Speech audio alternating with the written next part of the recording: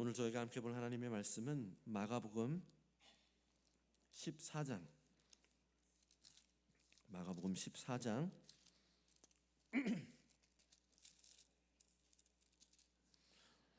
43절에서 52절입니다. 마가복음 14장 43절에서 52절입니다. 우리 가능하신 분들은 자리에서 일어나셔서 우리 함께 말씀 봉독하겠습니다. 저희 한 절씩 교독하고 52절 합독합니다. 제가 먼저 읽겠습니다. 예수께서 말씀하실 때에 곧 12 중에 하나인 유다가 왔는데 대제사장들과 서기관들과 장로들에게 파송된 무리가 검과 뭉치를 가지고 그와 함께 하였더라.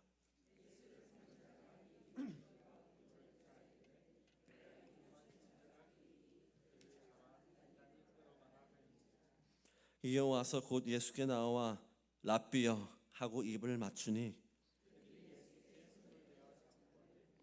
곁에 서 있는 자 중에 한 사람이 칼을 빼어 대제사장의 종을 쳐 그 귀를 떨어뜨리니라.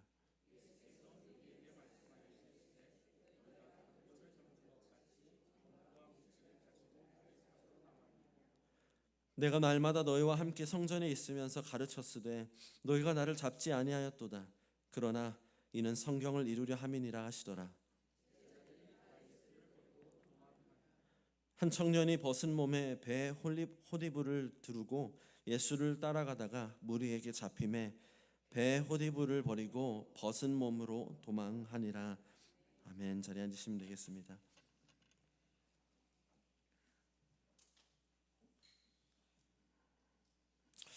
우리 한국 드라마, 한국 영화, 어쩌면 한국 프로가 아니더라도 잘 팔리는 소재가 하나 있다면 아마 배신일 겁니다. 배신.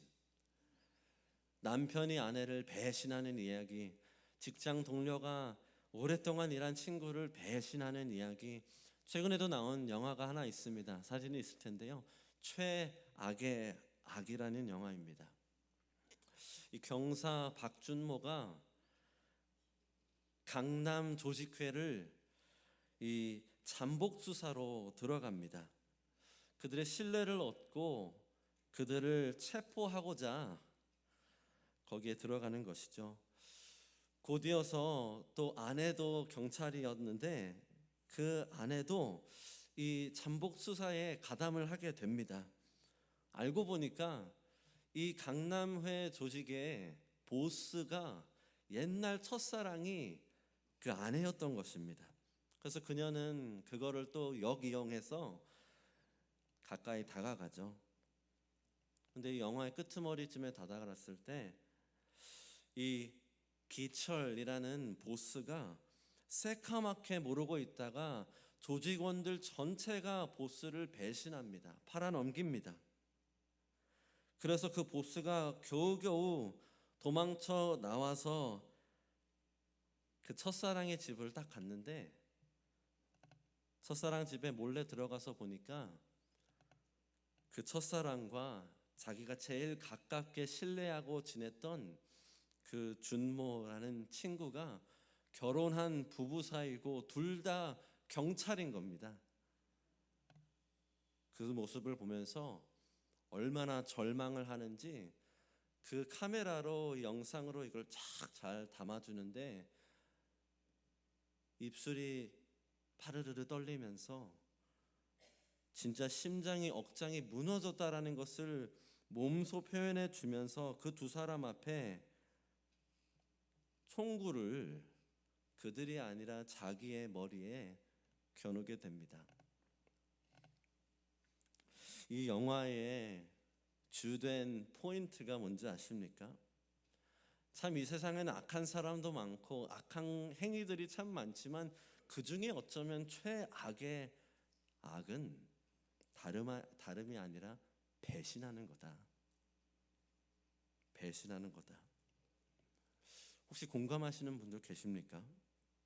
배신 당하신 적 혹시 있지는 않으십니까?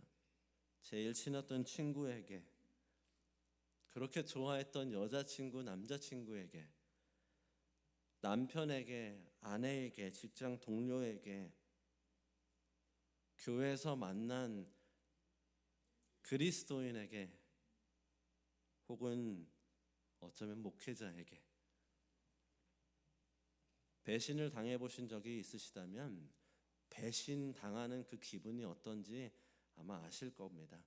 죽을 만큼 억장이 무너지는 그 기분. 혹여나 그런 분들이 계시다면 오늘 제가 미리 말씀드리고자 하는 것은 여러분들 혼자가 아닙니다. 우리 예수님도 여러분들이 당한 그 심정을 고스란히 다 느끼고 경험해 보신 분이십니다. 저번 주 말씀 기억하십니까? 어떻게 그 장면이 끝났죠? 계속해서 잠에 드는 제자들을 예수님이 흔들어 깨워서 결국에는 늦었죠. 이제는 일어나라, 함께 가자, 봐라. 이제 나를 파는 자가, the betrayer, 나를 배신할 자가 가까이 왔다, 일어나라 하십니다. 그리고 오늘 본문은 배신의 이야기입니다. 마가는 사실 기억하십니까? 디테일에 아주 예민한 사람이죠. 짧고 굵게 이 복음서를 쓴 사람만큼 아주 디테일을 넣은 거는 넣은 이유가 있고 뺀 거는 뺀 이유가 있습니다. 근데 오늘 본문에 보면 마가가 딱 우리에게 두 사람만 집중해서 보게 합니다. 다른 사람들도 있지만 이름조차 알려주지 않고 딱 두 사람입니다. 첫 번째 배신자 유다이고 두 번째 배신을 당한 예수님입니다. 배신자 유다와 배신을 당하신 예수님, 이 배신의 이야기를 통해서 오늘 본문이 하고자 하는 이야기가 딱 하나 있다면 저는 이것 같습니다. 슬라이드가 있을 텐데요. 타락해하는 죄를 예의주의하고 평화로우신 구원자를 보십시오. 타락해하는 우리의 마음을 굳어지게 하는 그 죄를 정말 조심하고 평화로워하시는 예수님을 한번 바라보십시오. 이 배신의 이야기가 특히 나는 배신 당해본 적도 배신을 해본 적도 없어서 나랑 별로 상관이 없는 이야기처럼 다가올 수 있지만 그렇지 않습니다. 오늘 본문은 여기에 있는 우리 모두에게 적용이 되는 너무 중요한 본문입니다. 오늘 하나님께서 왜 그런지 보여주시기를 간절히 소망합니다. 첫 번째 마가가 우리에게 집중하게 하는 그 인물 배신자 유다입니다. 첫 번째 포인트 배신자 유다입니다. 제가 43절부터 다시 읽어드립니다. 예수께서 말씀하실 때에 곧 12 중에 하나인 유다가 왔는데 대제사장들과 서기관들과 장로들에게서 파송된 무리가 검과 몽치를 가지고 그와 함께 하였더라. 이상하게 마가가 유다를 소개할 때마다 굳이 12 중에 하나라고 소개하는 이유가 있습니다. 이게 처음이 아닙니다. 이전에도 유다가 예수님을 배신할 것이다 라고 소개했을 때 유다는 12 중에 하나라고 콕 집어 말해줍니다. 그 이유가 있습니다. 12 중에 하나라는 말은 무엇입니까? 예수님께서 직접 지명해서 부른 사람이었다라는 것이죠. 예수님께서 권능을 주셔서 복음을 전파하고 악한 영들을 내쫓고 기적들을 행하게 하셨습니다. 예수님이 끝까지 사랑하셔서 발도 씻어주시는 12이었습니다. 예수님과 엄청 친밀한 시간을 3년 동안이나 동거동락했던 사람들입니다. 그래서 단순히 예수님을 따르는 사람들인 것뿐만 아니라 예수님의 아주 가까운 지인, 친구였어야 하는 사람들이죠. 그래서 지금 이제 유다가 하는 이 배신이 더 나쁜 겁니다. 12 중에 하나라면 예수님의 가장 친한 가까운 친구였단 말인데 진짜 친구가 아니었습니다. 근데 사랑하는 성도 여러분, 오늘 이 본문에서 이 유다가 얼마나 갈 때까지 가려고 하는지, 얼마나 확고하게 확실히 예수님을 팔려고 하는지 한번 보십시오. 유다가 함께 데리고 온 이 무리가 어떻습니까? 이제 우리가 마테마가 누가 요한을 다 합쳐서 이 디테일들을 보면 이 무리에는 로마 군사들이 검을 들고 왔습니다. 성전 경찰들, 성전을 관리하고 했던 그 사람들이 또한 몽치, 클러브를 들고 온 것입니다. 그리고 산하데린, 그 공회의 대제사장, 서기관, 장로들이 파송한 사람들뿐만 아니라 그들 중에서도 몇몇이 같이 왔습니다. 이게 마치 어떤 무리인지 아십니까? 사진이 하나 있을 텐데 이건 마치 FBI, CIA, DEA, 기타 등등 안보 관련된 일을 하는 정부의 국가 기관들이 다 공조를 하는 것과 마찬가지입니다. 근데 사실 그거는 그렇게 흔한 일이 아닙니다. 왜 그런지 아십니까? FBI, CIA, DEA 다 jurisdiction이라고 하죠. 맡은 분야가 다릅니다. 하는 방식도 다릅니다. 그래서 별로 공조를 하고 싶지도 않고 하지도 않습니다. 그런데 언제 공조를 하는지 아십니까?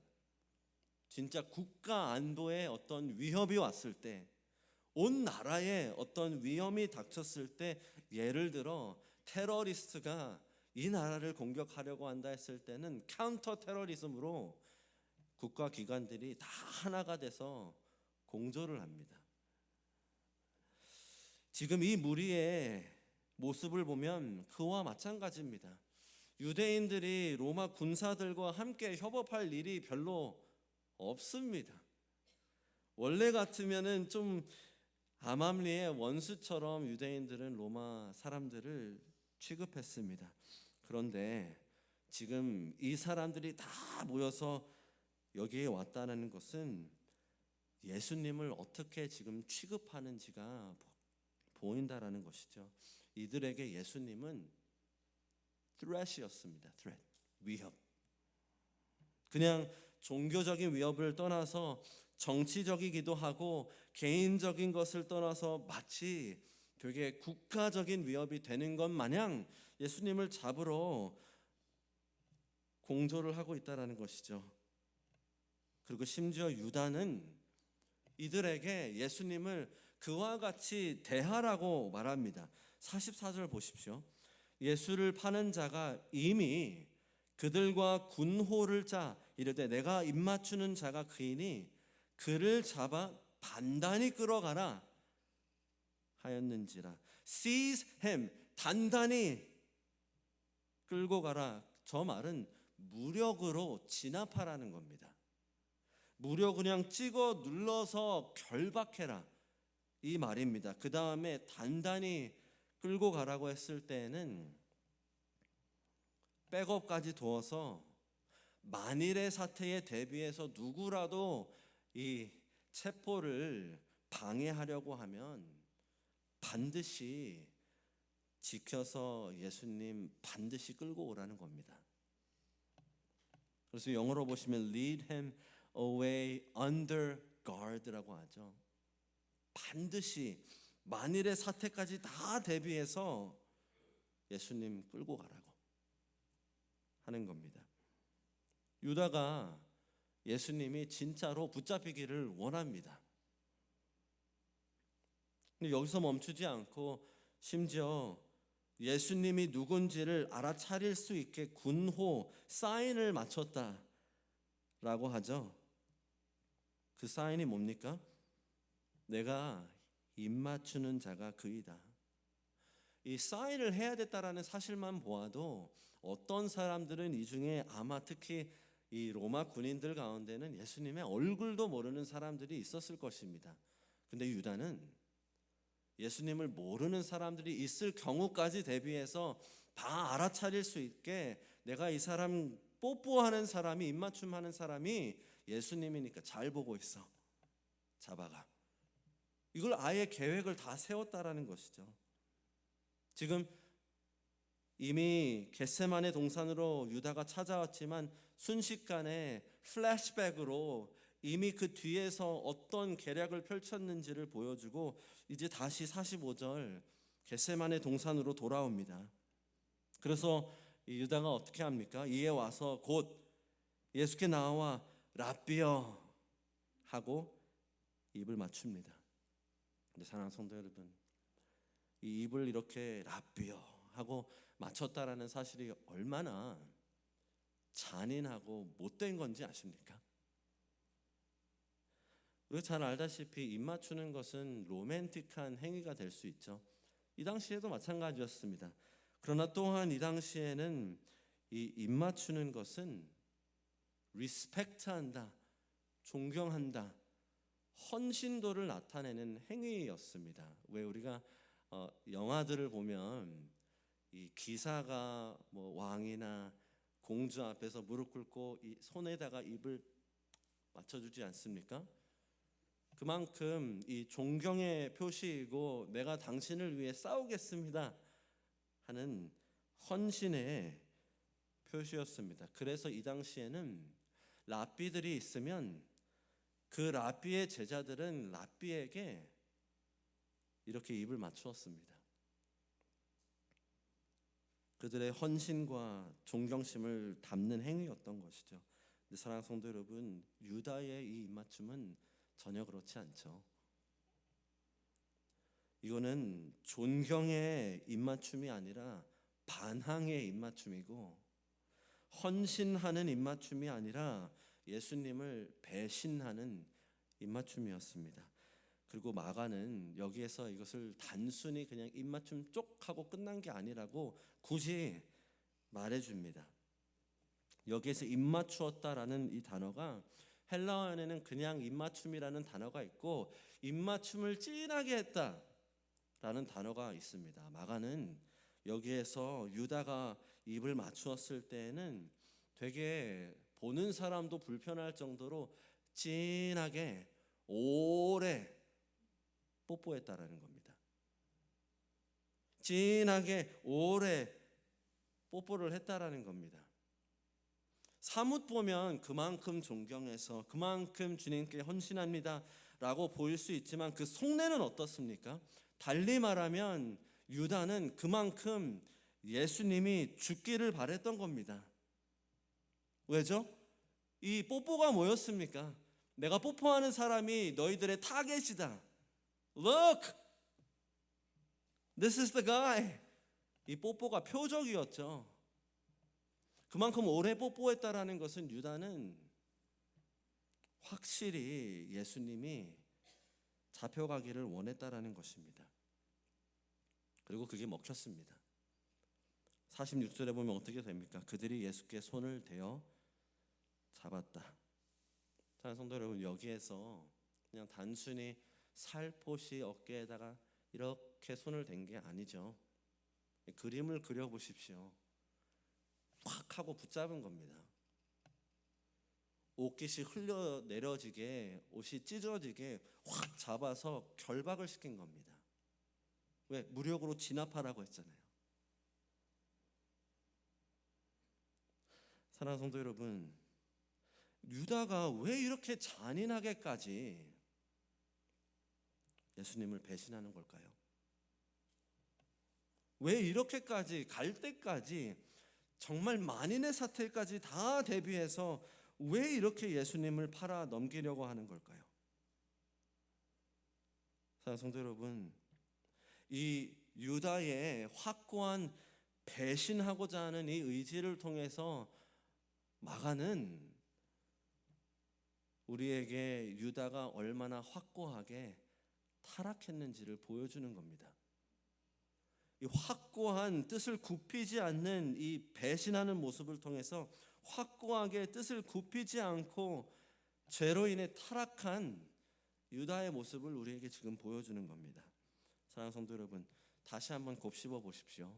유다는 12 중에 한 명이었습니다. 예수님과 너무 친밀해서 예수님이 그날 밤 어디에 갈지까지도 알 수 있는 그러한 사람이었습니다. 유다는 12 제자들과 함께 놀라운 사역들을 펼쳤던 사람입니다. 그럼에도 불구하고 유다는 진짜 예수님의 친구가 아니었습니다. 가짜였습니다. 예수님의 적 원수였다라는 것이죠. 아마 유다가 지금 우리에게 몸소 보여주는 사실이 하나 있다면 예수님께서 마지막 날에 대해서 경고하실 때 말씀하시죠. 너희가 나를 주여 주여 불러도 소용없다. 주님, 저희가 주님의 이름으로 예언도 하고 기적들도 베풀고 악한 영도 내쫓았는데 무슨 말씀이십니까? 근데 주님이 뭐라고 하시죠? 나는 너를 모른다. 떠나라. 아마 유다가 거기에 딱 해당되는 사람일 겁니다. 사랑하는 성도 여러분, 이 경고를 우리가 정말 받아야 됩니다. 종교적인 행위가 전부가 아닙니다. 종교적인 행위가 전부가 아닙니다. 우리가 겉으로 유다처럼 진하게 예수님한테 뽀뽀하는 듯한 행위를 누구나 할 수 있습니다. 교회에서 살 수 있습니다. 주일 성수 빠지지 않을 수 있습니다. 매일같이 성경을 읽는다, 자부도 할 수 있습니다. 그러나 그게 전부가 아닙니다. 외적으로 아무리 좋아 보여도 그 외적인 행위가 내 내면에 일어나는 일들을 숨길 수도 없고 해결해 주지도 않습니다.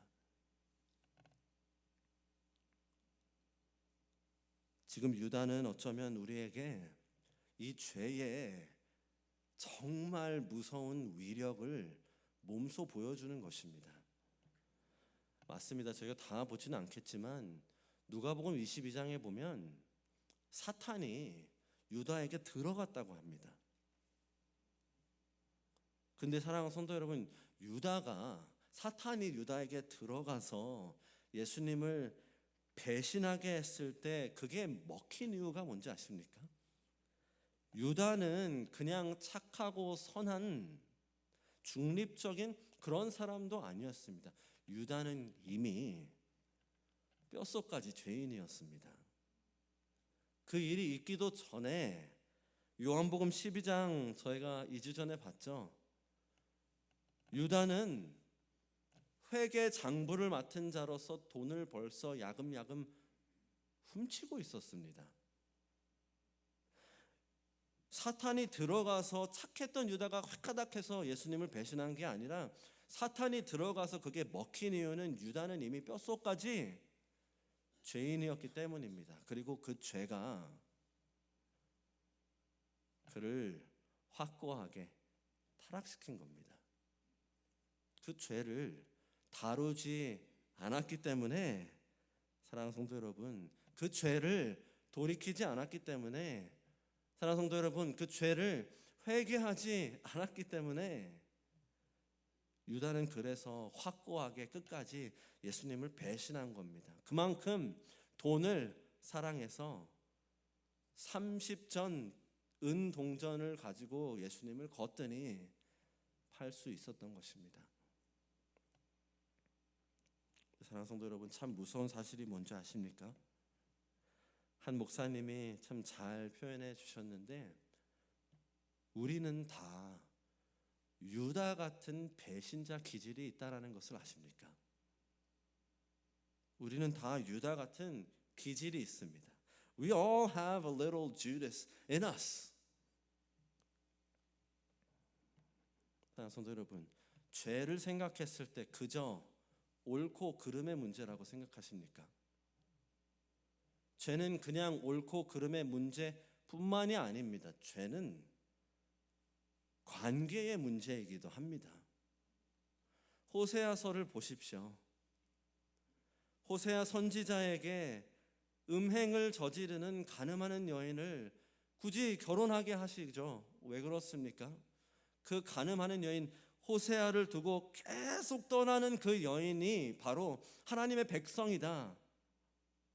남편을 배신하고 남편이 계속 사랑해주고 다시 찾아와도 또 배신하는 그 모습이 하나님의 백성의 모습이다. 라는 것을 가르쳐 주시려고 하셨죠. 사랑하는 성도 여러분, 죄는 한편으로는 하나님을 배신하는 행위입니다. 죄는 나를 사랑하시는 하나님을 배신하는 행위입니다. 왜 우리가 다 유다 기질이 있는지 아십니까? 우리는 다 죄인이기 때문에 그렇습니다. 사랑하는 성도 여러분, 그 배신자, 죄의 기질을 갖고 있는 사람들이 그 죄를 다루지 않으면, 성경이 지속적으로 주는 경고가 하나 있다면 그 죄는 우리를 딱딱하게 만듭니다. 양심의 화인이 맞았다, seared conscience, 점점 죄책감이 느껴지지 않고 무뎌진다.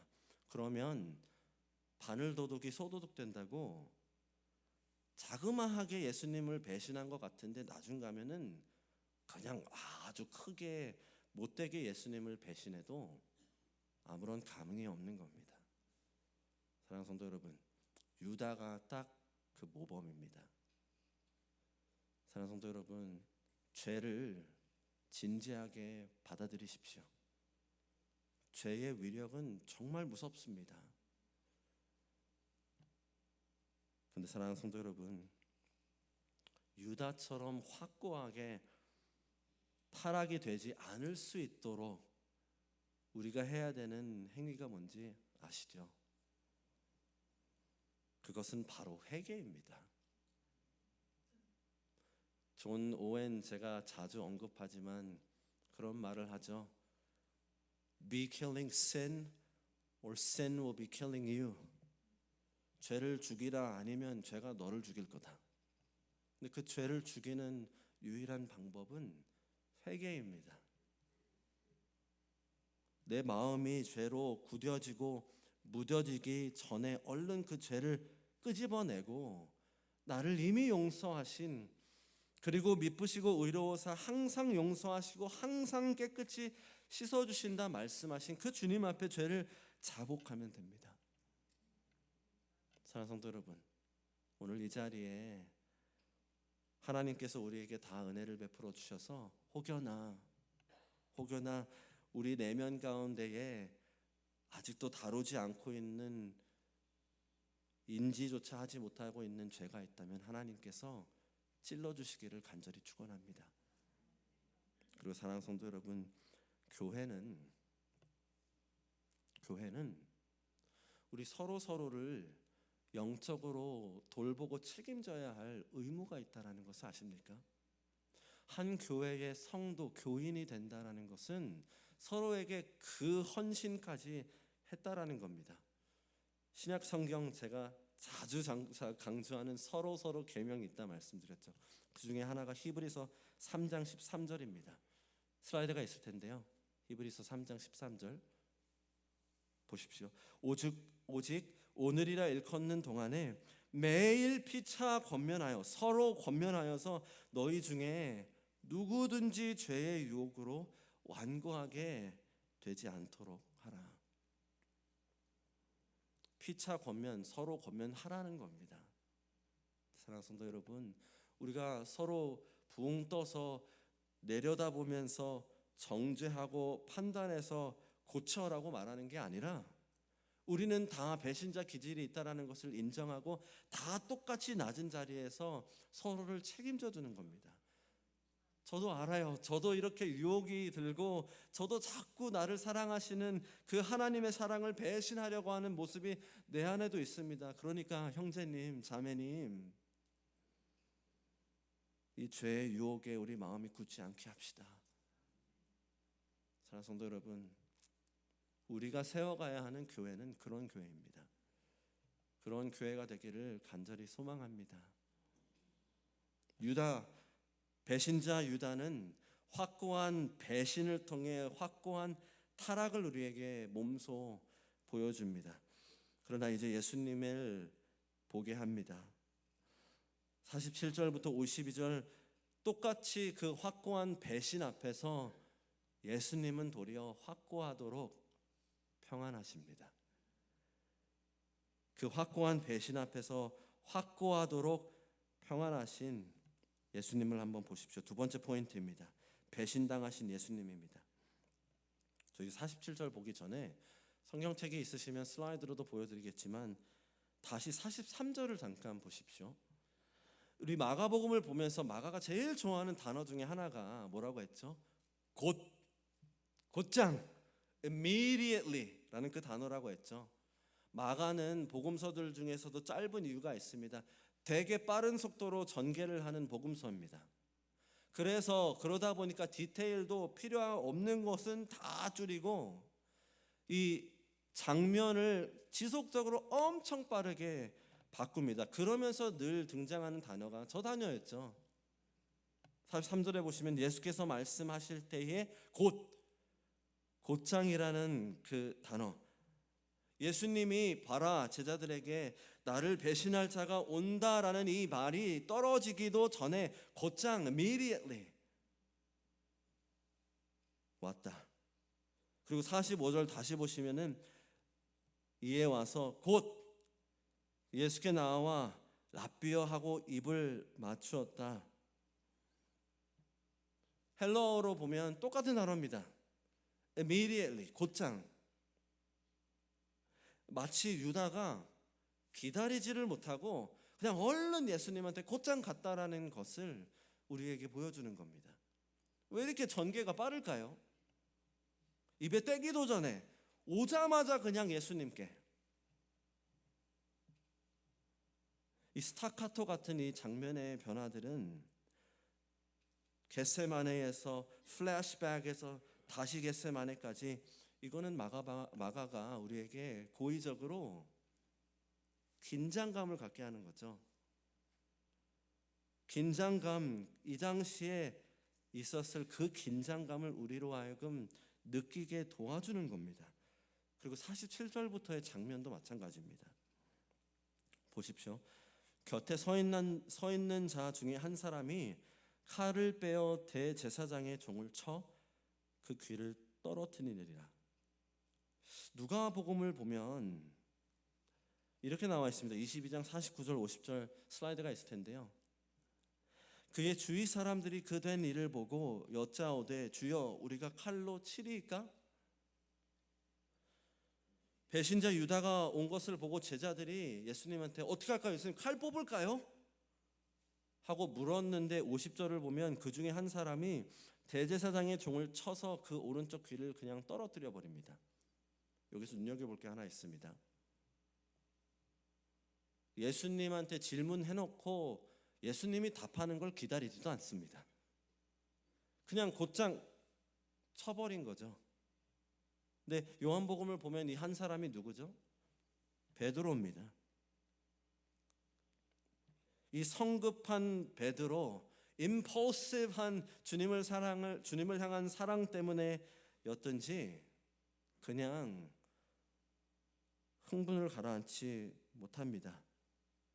어쩌면 이 직전에 예수님한테 내가 죽을지언정 나는 예수님 배신하지 않아요. 그 뱉은 말이 있어서 그런지 자기를 증명해야 된다고 생각했는지 어쨌든 분명한 것은 아주 급박한 상황이라는 것이죠.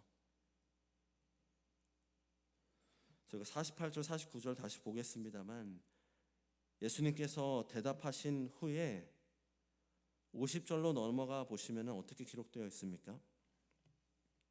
제자들이 다 예수를 버리고 도망하니라. 여기서 눈여겨보셔야 되는 것이 있다면 다른 복음서들이 굳이 다 포함한 디테일들을 다 빼고 그냥 장면만 자꾸 바뀌는 겁니다. 칼로 치고 예수님 말씀하시고 그 다음에 제자들이 즉시 다 흩어졌다. 여기서 도망갔다라는 단어를 떠올리실 때, 그림을 그리실 때 마치 이렇게 하시면 안 됩니다. 말벌집이 집에 떡하니 이렇게 생겨가지고 저거 없앤다고 야구방망이 들고 가서 팍 치면 어떻게 될까요? 말벌들이 쏜살같이 나와서 달려들겠죠. 그러면 어떻게 됩니까? 줄행랑을 합니다. 제가 어렸을 때 이런 적이 있어서 야구를 하다가 빵 하고 쳤는데 그 공이 차 유리를 쨍 하고 깨뜨립니다. 그러면 애들은 어떻게 합니까? 쏜살같이 집으로 도망칩니다. 뒤도 안 돌아봅니다. 이 도망갔다라는 단어가 그런 단어입니다. 그냥 허겁지겁 달려갔다라는 겁니다. 이 제자들이 다 예수를 버리고 도망갔다. 그리고 이 마지막 장면 51절 52절은 마가복음에만 있습니다. 보십시오. 한 청년이 벗은 몸에 배홀이불을 두르고 예수를 따라가다가 무리에게 잡힘에 그 이불을 버리고 벗은 몸으로 도망하니라. 이 많은 학자들이, 저도 마찬가지지만, 이 청년이 아마 마가복음의 저자인 마가일 것이다라고 생각합니다. 그렇게 생각할 수 있는 이유가 많은 것 같습니다. 근데 그게 누가 되었든지는 사실 제일 중요한 포인트가 아닙니다. 이 장면까지 포함해서 지금 마가가 우리에게 보여주고 있는 사실이 두 가지 있습니다. 하나는 예수님 진짜 다 버리고 떠나갔다.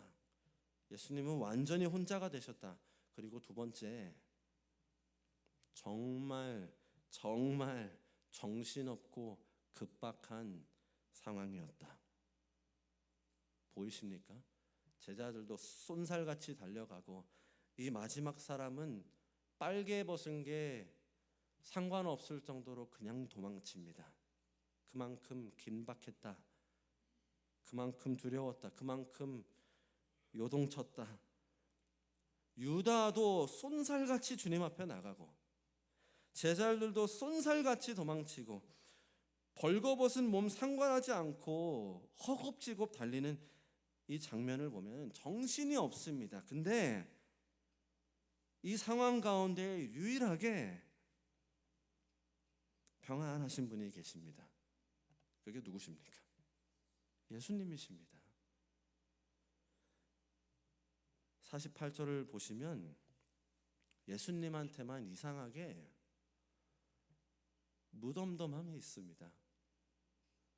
예수께서 무리에게 말씀하여 이르시되 너희가 강도를 잡는 것 같이 검과 몽치를 가지고 나를 잡으러 나왔느냐?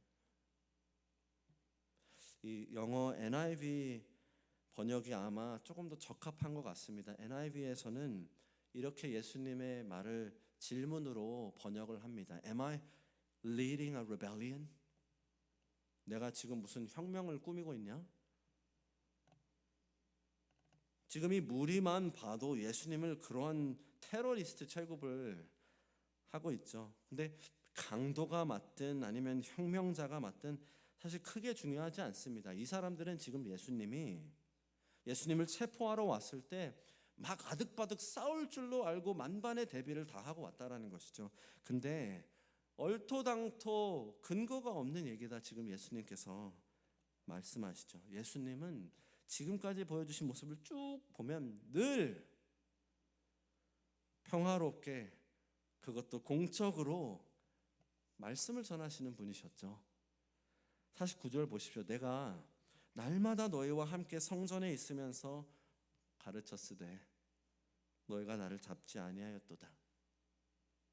이들이 예수님을 취급하는 모습과는 정반대로 예수님은 그냥 일상생활처럼 성전에서 평화롭게 공개적으로 가르치셨는데 이제 와서 예수님을 검이랑 몽둥이 들고 잡으러 왔다라는 것이죠. 이 말씀을 통해서 예수님은 지금 이들의 악함과 어두움을 들추어내 주십니다.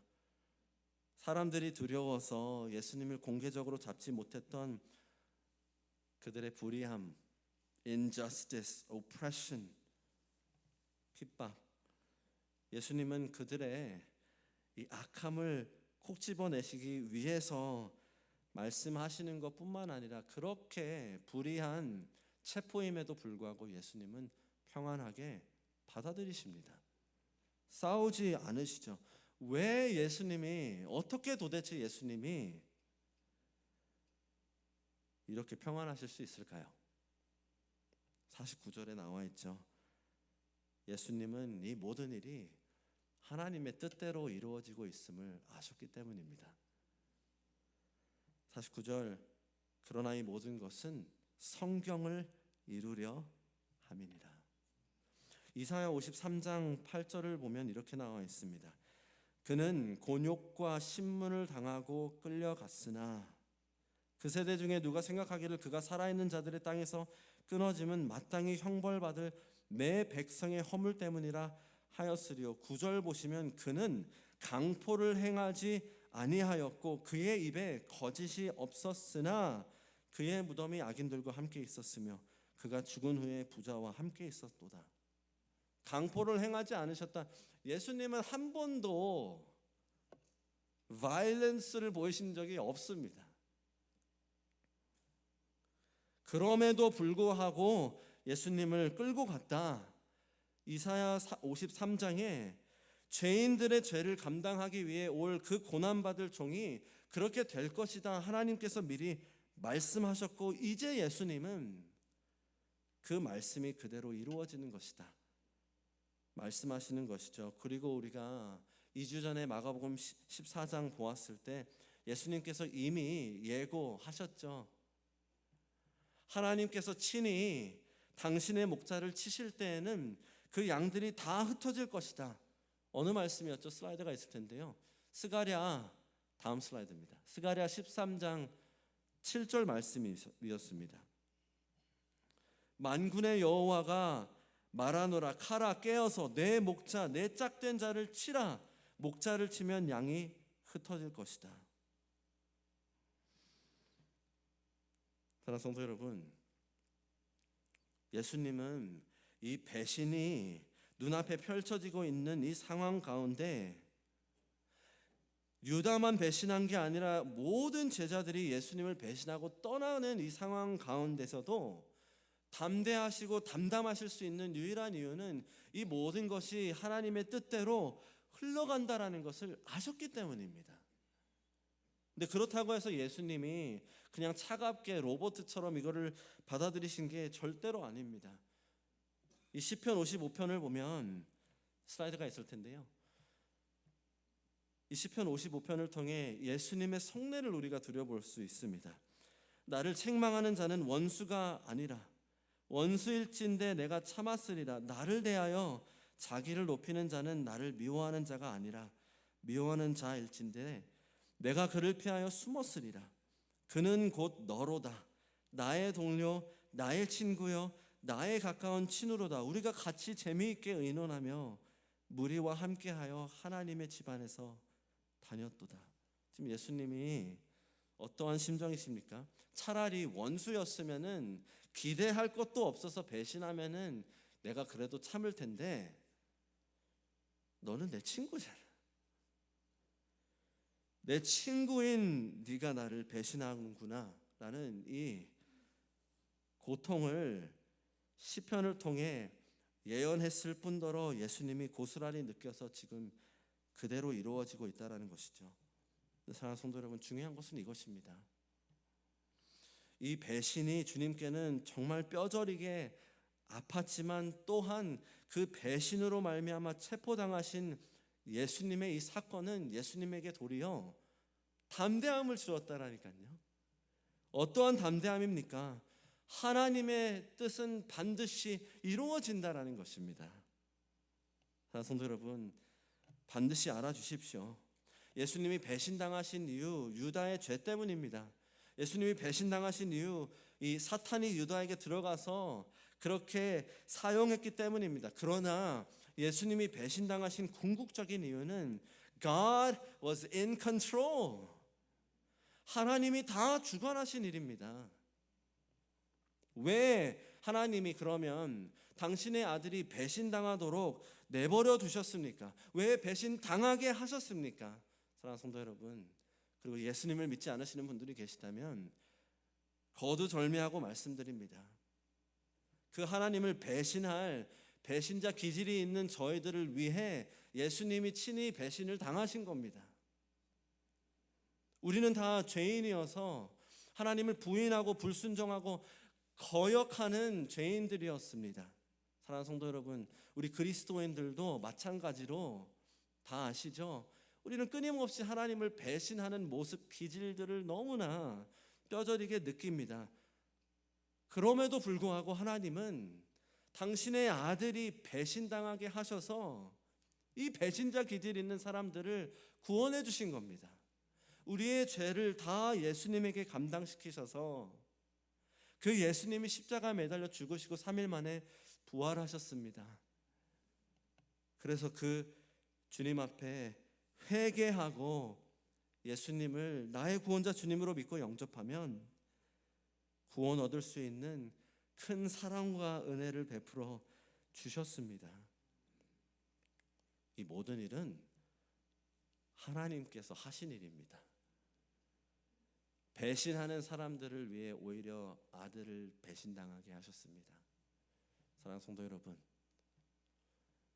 우리를 대신해 배신당하신 주님을 감사하시기를 축원합니다. 생각해 보세요. 끊임없이 지금까지도 배신할 것을 알면서도 우리를 위해 배신당해 주셨다니까요. 우리 그 주님께 감사하지 못하고 있다면, 그 사실이 우리에게 어떠한 감흥이 되지 않는다면 오늘 이 아침에 우리의 마음을 되돌아보기를 간절히 소망합니다. 사랑하는 성도 여러분, 뿐만 아니라 이제 우리는 이 성경을 이루려 함이니라 하신 이 예수님의 말씀을 또한 이렇게도 받아들일 필요가 있습니다. 사실 예수님은 제자들에게 이미 경고를 하셨죠. 마지막 때가 되면 어떻게 된다고 하셨습니까? 마가복음 13장, 저희가 이미 본 말씀이었죠. 12절 13절에 예수님께서 이렇게 말씀하시죠. 형제가 형제를, 아버지가 자식을 죽는 데에 내줄 것이다. 자식들이 부모를 대적하여 죽게 할 것이다.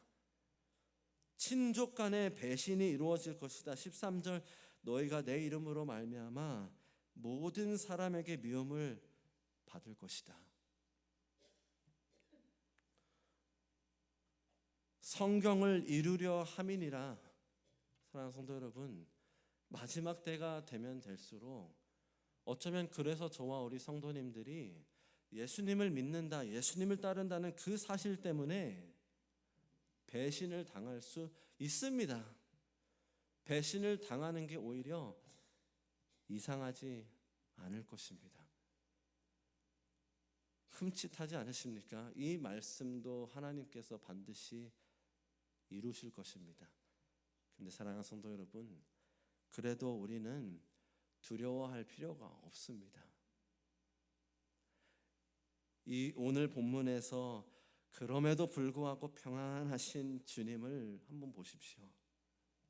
그 주님이 눈앞에서도 배신을 감당하면서도 평안하실 수 있었던 이유는 하나님에 대한 확고한 신뢰 때문이었죠. 저희도 마찬가지입니다. 사랑하는 성도 여러분, 하나님의 말씀이 이루어질 것이다. 내가 예수님 때문에 배신을 당하고 왕따를 당하고 미움을 당하고 오해를 당해도 그 아픔 가운데서도 도리어 그 모든 것을 하나님의 말씀이 이루어지고 있다. 하나님은 신실하시다. 하나님의 섭리는 분명하다. 라는 이유로 삼으시기를 축원합니다. 그러면 우리는 예수님처럼 그 확고한 배신 앞에서도 확고한 평안을 누릴 수 있습니다. 무엇보다도 저번 주 말씀 기억하시죠? 히브리서 4장, 우리 예수님은 우리와 똑같이 시험을 당하신 분이셔서 우리를 동정해 주시는 분이십니다.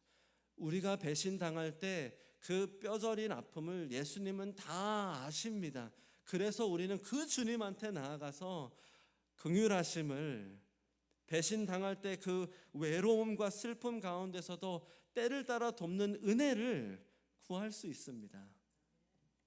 배신당하신 주님, 배신당할 우리의 마음을 다 아십니다. 그러니 사랑하는 성도 여러분, 확고한 배신 앞에서도 주님처럼, 주님 때문에 평안을 찾을 수 있는 저와 우리 성도님 되시기를 간절히 축원합니다. 이 말씀으로 마칩니다.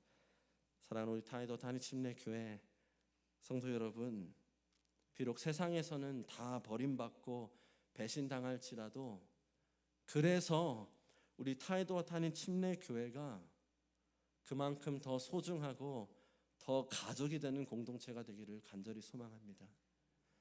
친족에게도 배신을 당해도 우리 교회 때문에 나는 괜찮아 라고 말할 수 있을 정도로 우리는 주님 안에서 하나가 된 공동체가 되어야 할 줄로 믿습니다. 서로를 그렇게 받아줄 수 있는 우리 교회 공동체 되기를 간절히 축원합니다. 아멘. 함께 기도하겠습니다.